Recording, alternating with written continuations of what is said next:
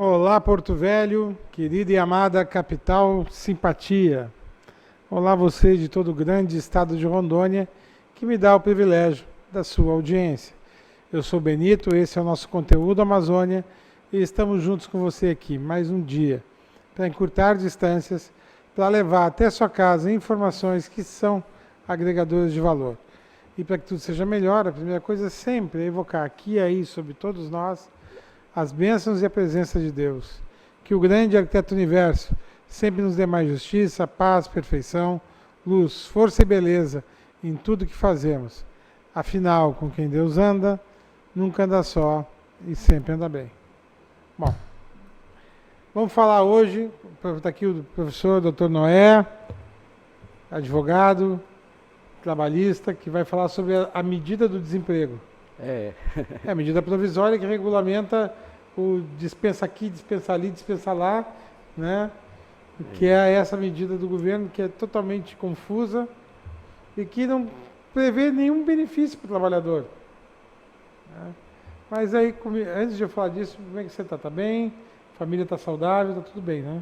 Bom, primeiramente cumprimentá-lo, agradecer novamente pela oportunidade de falar de um tema tão relevante, né, no momento delicado que a gente vive.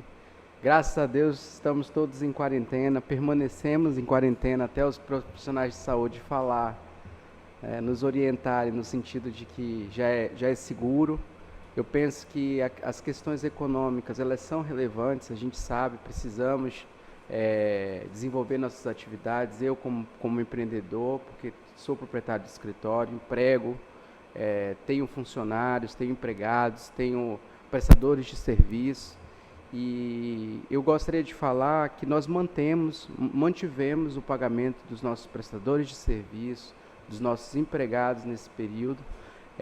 Não é um esforço simples, mas é um esforço que é necessário para toda a sociedade, e aproveito esse espaço até para fomentar que os meus colegas advogados, sabemos que a advocacia está num momento super delicado, mas é fundamental que a gente mantenha, aqueles que podem manter o pagamento dos seus empregados, assim o façam, né, nos seus escritórios, para que a economia não entre em colapso, para que possamos ainda aí ter um movimento da economia, ainda que lento, mas que possamos aí ter a nossa sociedade, né, as pessoas possam comer, a diarista possa colocar o alimento na mesa, o advogado associado que não tem vínculo também possa receber. Então é importante, e eu já aproveito esse espaço para fomentar e para assim mesmo pedir aos meus colegas e às minhas colegas advogadas, aqueles que puderem, que têm escritório, que assim o façam, os profissionais liberais de outras áreas,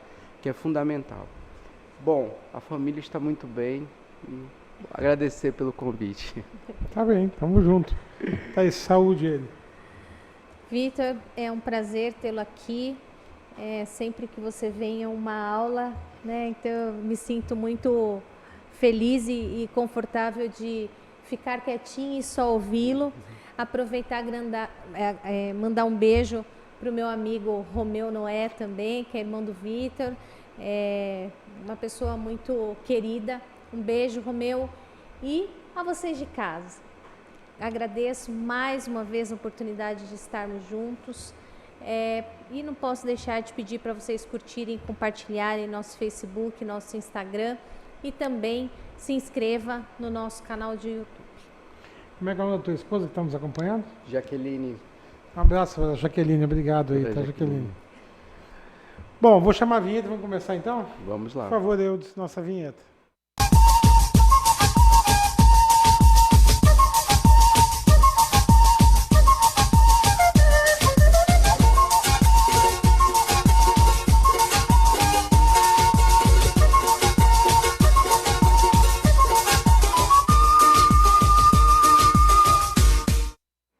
Bom, vamos lá. Vitor Noé, seja didático, dê uma aula para nós sobre a medida que está regulamentando os empregos nesse momento de crise.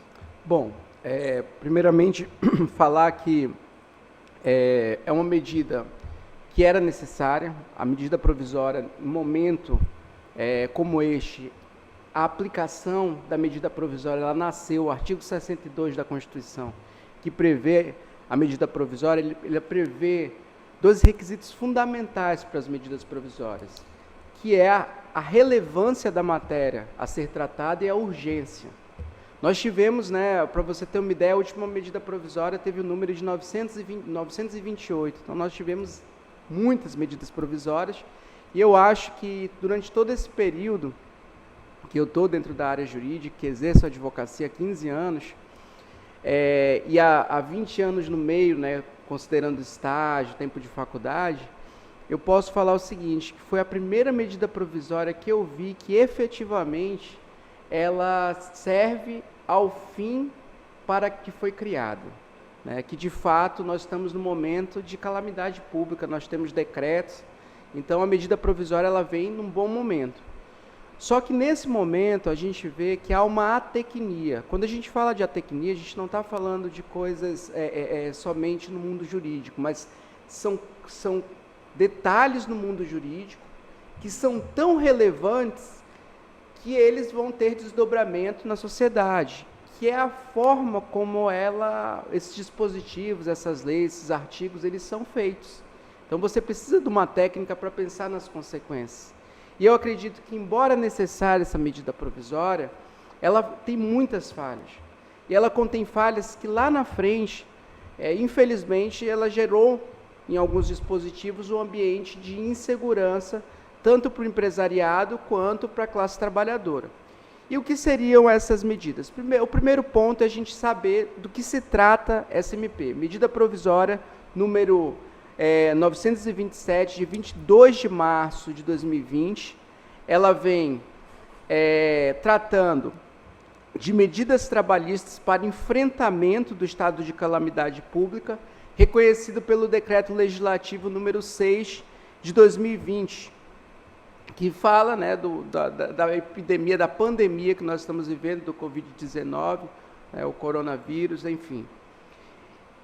A prazo da vigência dessa lei, já é interessante a gente falar sobre isso, que ela é publicada dia 22 de março de 2020, mas com efeitos retroativos de 30 dias anteriores. E ela traz de forma taxativa esse efeito no artigo 36, esse efeito retroativo. Isso é muito importante porque nós tivemos federações de associações comerciais, tivemos muitos advogados patronais orientando seus clientes, as empresas, logo quando começou a pandemia, conceder férias coletivas, antecipar férias individuais, utilizar do banco de hora.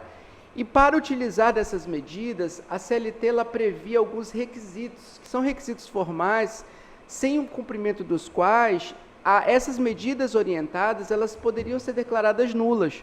E aí, quando a medida provisória vem e fala, olha, ela tem uma eficácia retroativa de 30 dias, convalidando todos os atos que foram realizados anteriores, no mesmo sentido que essa medida provisória prevê, que ela prevê a antecipação de férias individuais, concessão de férias coletivas, utilização do banco de horas, enfim, outras medidas que eu vou falar um pouco mais à frente sobre elas, certo? Então, ela já convalida esses atos 30 dias antes e tem vigência até dia 31 de dezembro de 2020. Então, nesse período que a medida provisória 927 ela tem vigência. É importante ressaltar que no dia seguinte da edição dessa MP 927, foi também editada a MP 928, que previu expressamente, salvo engano, no seu artigo 2º, a revogação expressa do artigo 18 da medida provisória editada no dia anterior.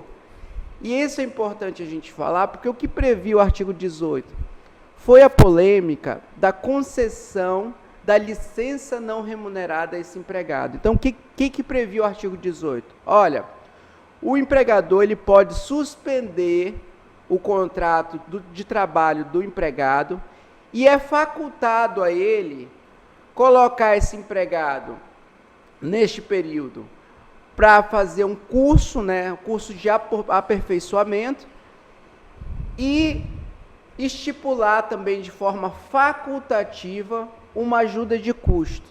E aí se colocou o empregado numa situação muito delicada, porque se falava o seguinte: o mais importante é manter o emprego. Calma aí. Em que situação?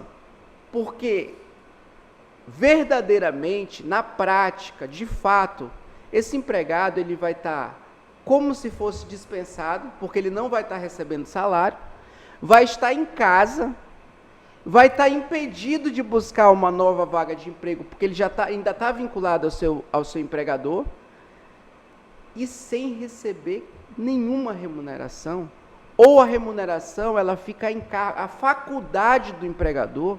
Então nós tínhamos essa distorção no artigo 18 da MP 927, e diante dessa distorção a gente até falava, era muito melhor que esse empregado ele fosse dispensado, porque ele dispensado, ele tem no mínimo o pagamento de verbas rescisórias. Aí vem uma parte de uns argumentos que levantam, mas o empregador não vai ter dinheiro para pagar as verbas rescisórias.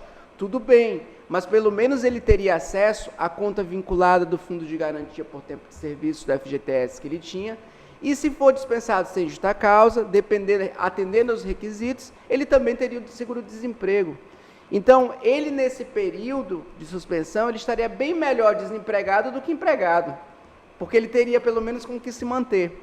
Então, por conta dessa distorção, o que aconteceu? No dia seguinte foi lá e foi revogado, né, esse artigo através da edição de uma nova MP. Não tinha, o ordenamento jurídico não prevê uma forma de revogação só daquele dispositivo, então era necessário que utilizasse uma outra medida provisória para revogar a anterior. Então, foi esse o caminho utilizado, né, pelo Executivo, no caso o presidente. E aí nós tivemos ainda a manutenção de outros dispositivos. E que medidas são essas? E aí é importante, antes de a gente entrar nas medidas, falar um pouco sobre o artigo 2º da SMP, que ela traz de forma muito clara assim, um novo paradigma dentro do direito do trabalho, dentro da interpretação das normas trabalhistas, porque ela fala o seguinte: olha, terá preponderância sobre os instrumentos normativos, que são as convenções coletivas, legais, instrumentos normativos, legais e negociais, respeitados os limites estabelecidos na Constituição, o acordo individual escrito. Então, se a gente tinha lá na reforma trabalhista uma discussão da prevalência do negociado sobre o legislado, e falar para o telespectador em outra linguagem, uma linguagem simples, é o seguinte: lá em 11 de novembro de 2017, fizeram uma alteração no ordenamento jurídico, que foi chamada de reforma trabalhista, em que se deu prevalência às normas, né, negociadas coletivamente entre sindicatos, empregadores, ou sindicatos de empresas e sindicatos de trabalhadores, sobre aquilo que a lei previa como o patamar mínimo de direitos a serem concedidos ao empregado. Essa foi a prevalência do negociado sobre o legislado, em suma. E agora, a MP vem por uma situação de excepcionalidade e fala: olha, agora o acordo individual, ele tem prevalência não só sobre a convenção coletiva, que já tinha prevalência sobre a lei, mas tem prevalência sobre a lei, sobre as convenções coletivas e sobre todos os atos normativos. E aí dá prevalência para o acordo individual, e isso é muito delicado, porque nós sabemos que dentro de uma relação de emprego, nós vamos ter sempre uma parte que é a parte hipossuficiente. Essa é a regra da relação. E essa parte hipossuficiente, pela necessidade que tem de se manter, ela vai acabar aceitando todas as condições que lhe são impostas para que mantenha a vaga de emprego e o alimento na mesa. Então, há um mito da negociação individual, e eu acho que foi o grande erro da MP, porque a MP poderia utilizar, nesse momento, de outros instrumentos, sobretudo a negociação coletiva, porque a negociação coletiva, se não é o melhor dos mundos, mas é o melhor que nós temos para evitar, pelo menos, que haja aí coação nesses acordos. olha, se você não assinar, aí você vai ser demitido. Se você não assinar... Então, não existe essa bilateralidade. Eu não assino porque eu não quero, porque eu não concordo, vamos negociar. Não existe, é imposto. E a negociação coletiva, ela, pelo poder de mobilização que a classe tem, de repente de parar de trabalhar, fazer greve, ou também de negociar coletivamente para melhorar o ambiente da empresa, que são instrumentos de pressão históricos que é utilizado dentro dessa questão do direito coletivo, nós poderíamos ter utilizado, a MP poderia ter fomentado a negociação coletiva e não fez. Então, essa é uma crítica que nós temos à MP, que deixou de fazer, e se de fato os reformadores lá de 2017 tivessem a intenção de privilegiar a negociação como falavam, certamente aqui eles teriam privilegiado e não fizeram isso. Ao contrário, falaram, olha, o acordo individual agora vale sobre tudo.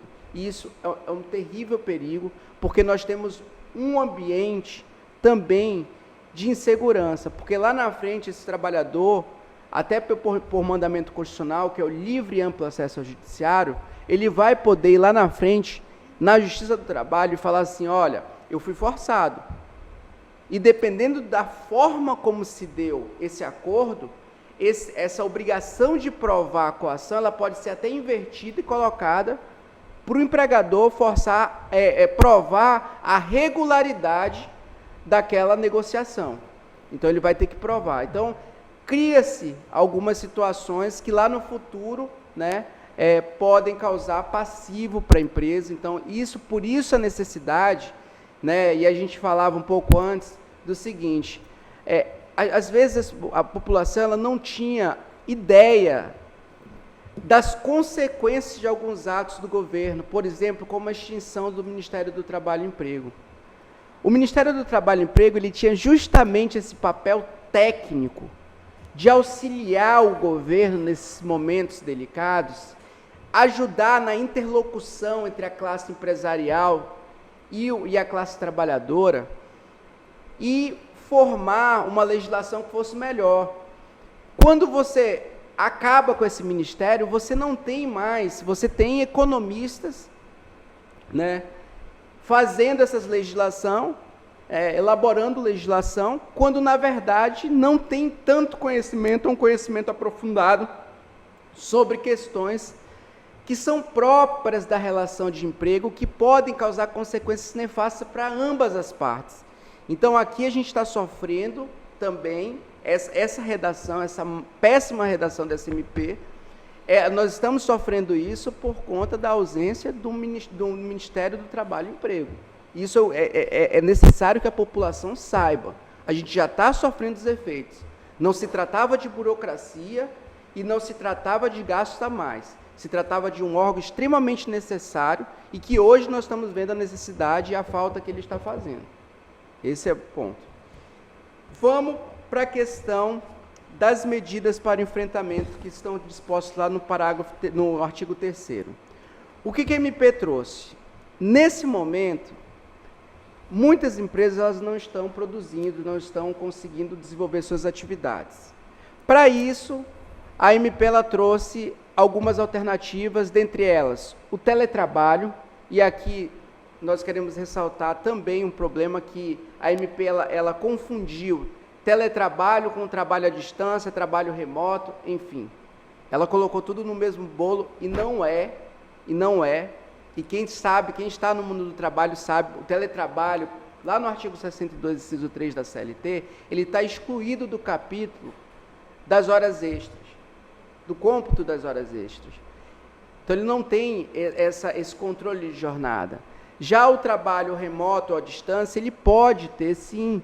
Por quê? Porque é de acordo com os meios que o empregador utiliza. Por exemplo, nós temos trabalhadores que logam lá no sistema da empresa e têm um controle de horário mais rígido até do que empregados que estão dentro do estabelecimento da empresa.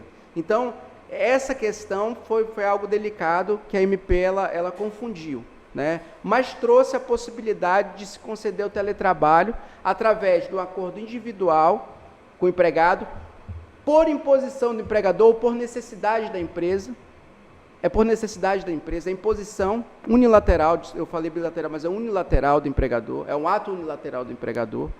Agora, cabe ao empregador, uma vez instituído o teletrabalho, ele tem até 30 dias para sentar com o empregado e negociar as condições como que for, ou regularizar, formalizar as condições desse teletrabalho, como o quê? Fornecimento de equipamento, a responsabilidade pelo equipamento, o custeio do equipamento, tudo isso deve ser tratado em 30 dias depois da realização da determinação desse teletrabalho, que para ser realizado ele precisa ser notificado 48 horas antes para esse empregado. E é necessário ele cumprir esses prazos. Outra situação assim bem relevante com relação ao teletrabalho é que, não sendo fornecido o equipamento pelo empregador, a própria MP traz que no horário de trabalho, vai se presumir que esse empregado ele está à disposição do empregador. Com isso, a MP ela traz uma contradição, porque ela fala o seguinte: olha, se o empregador fornecer todo o material, a jornada ela não é computada. Eles estão excluídos de qualquer cômputo de jornada e não tem que se falar em hora extra, e de fato é razoável, porque nós vivemos um período delicado. Mas aí ela se contradiz quando ela fala: olha, mas se ele não fornecer, o período do horário de trabalho vai ser considerado como tempo à disposição do empregador. Então ele está falando em outra língua e por outro caminho, que na realidade, se esse empregador ele estiver em casa, mas estiver utilizando do seu computador, do seu material, ele vai ter a jornada computada. Agora, se esse mesmo empregado ele estiver em casa, exercendo a mesma atividade, com a mesma frequência, para a mesma empresa, mas esse equipamento for do empregador, não vai haver esse cômputo. O que é, assim, um absurdo, é um tratamento desigual para a mesma situação, e aí a gente vê também que é um problema que vai ser causado lá na frente, porque o judiciário vai ser chamado a interpretar isso da melhor forma. Então, infelizmente, há uma insegurança jurídica nesse ponto. Outra medida que trouxe a MP foi a antecipação das férias individuais. Isso é bem relevante, porque para antecipar as férias individuais anteriormente, a concessão de férias ela deveria ser dada 30 dias antes. Você tem que dar o aviso até para que o empregado ele possa se programar, né, para usufruir das suas férias. A partir da reforma trabalhista, a concessão das férias ficou de acordo com a conveniência do empregador. Então, passou a ser um ato unilateral do empregador. Então, aqui não há nenhuma alteração. A única coisa que a MP traz é que, ao invés de 30 dias, ele reduz esse prazo, né? Só precisa ser comunicado 48 horas antes, comunica, já dá as férias e não tem prazo. E a grande questão é que ela pacifica uma situação que era o seguinte: antes, os pareceres jurídicos da MP vinham no sentido de falar: olha, concedam as férias, tanto coletivas quanto as individuais, mas desrespeitando o prazo da CLT. E aí o questionamento é: desrespeitando esse prazo da CLT e mandando esse empregado para casa, ele está efetivamente usufruindo de férias?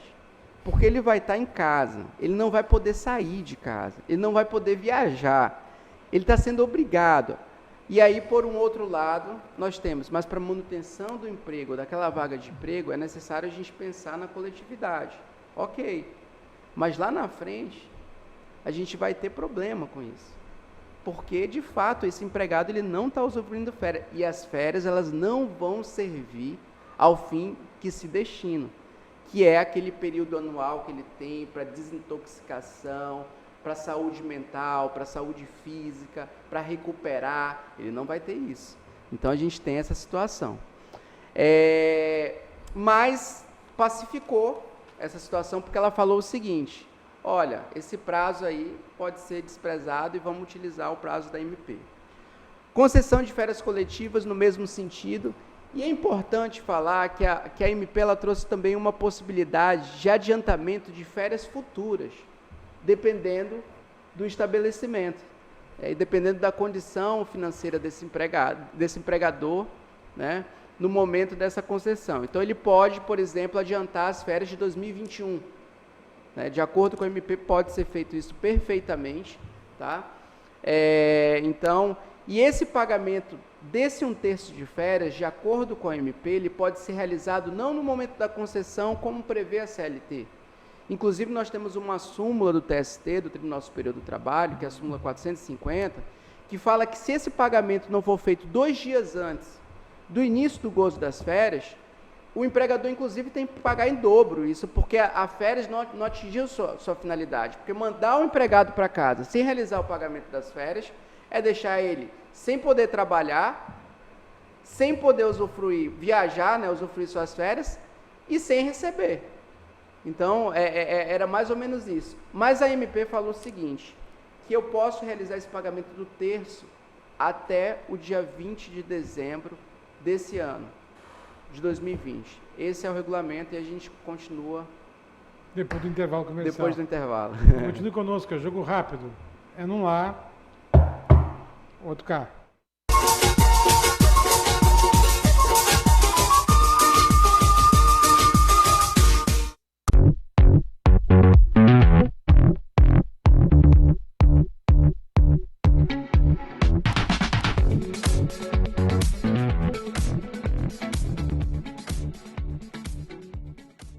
Você precisa cuidar da sua saúde. Está sem plano e cansado de ter que esperar? Venha para a Sol Saúde, próximo à Praça da Pirâmide, com as principais especialidades médicas, exames laboratoriais, com toda a atenção e agilidade que você precisa. Afinal, saúde é coisa séria, não é mesmo? Sol Saúde, atendimento popular para toda a família. 3213-0163.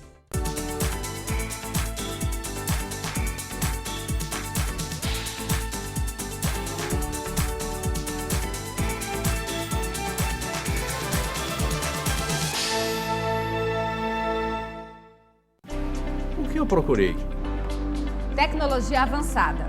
Método personalizado. Profissionais com credibilidade. Hospital de Olhos Veloso, o maior centro oftalmológico da região. Há mais de 3 décadas investindo em profissionais, estrutura e inovação em Rondônia. O objetivo é a qualidade de vida de seus pacientes. Diagnóstico e tratamento com excelência. E você? O que você está procurando? Hospital de Olhos Veloso.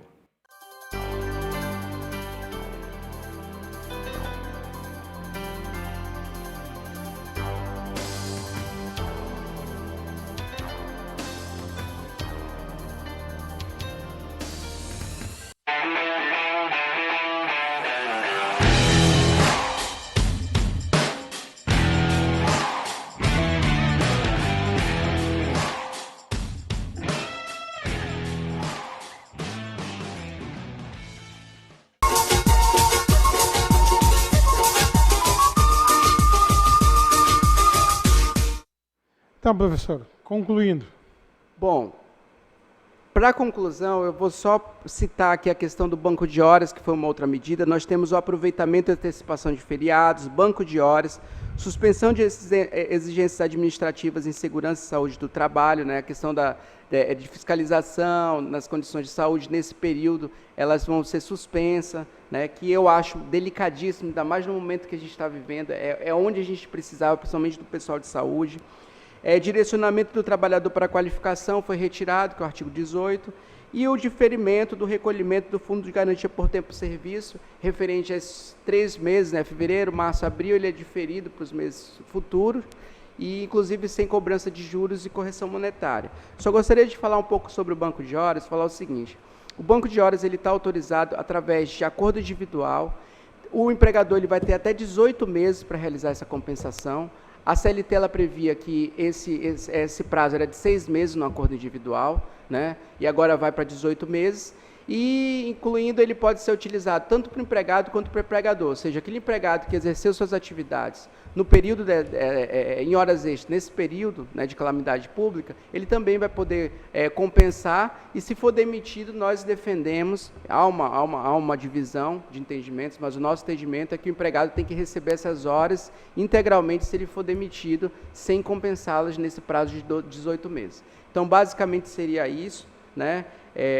ressaltar que é fundamental nesse momento que a gente tenha um olhar um tanto que solidário, mas solidário não para aqueles que têm mais, mas é para aqueles que têm menos.